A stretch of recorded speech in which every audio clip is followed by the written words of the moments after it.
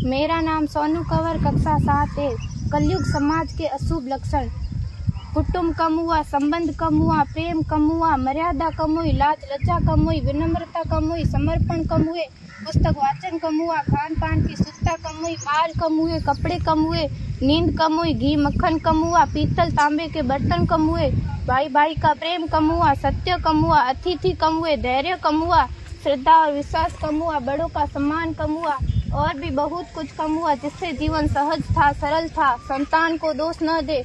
बालक या बालिका को इंग्लिश मीडियम में पढ़ाया, अंग्रेजी बोलना सिखाया, बर्थडे और मैरिज एनिवर्सरी जैसे जीवन के शुभ प्रसंगों को अंग्रेजी कल्चर्स के अनुसार जीना ही श्रेष्ठ माना।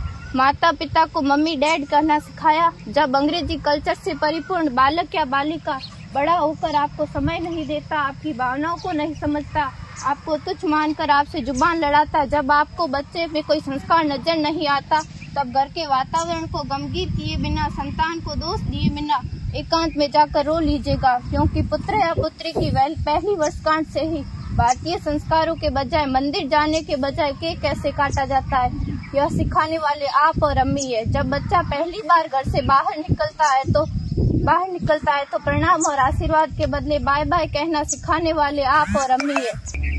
हम परीक्षा देने जाते समय इष्ट देव बड़ों के पैर छूने के बदले बेस्ट ऑफ लक कहकर परीक्षा भवन तक छोड़ने वाले आप और अम्मी है। बालक या बालिका के सफल होने पर घर में परिवार के साथ बैठकर खुशियां मनाने के बदले होटल में पार्टी मनाने की प्रथा को बढ़ावा देने वाले आप और अम्मी है।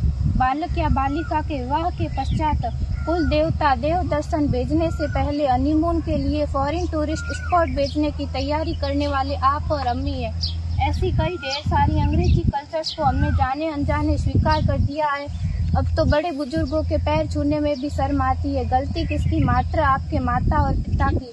अंग्रेजी अंतर्राष्ट्रीय भाषा है से काम का जेतु सीखना है, अच्छी बात है, लेकिन इसकी संस्कृति को अपने जीवन में उतारने की तो कोई बाध्यता नहीं थी।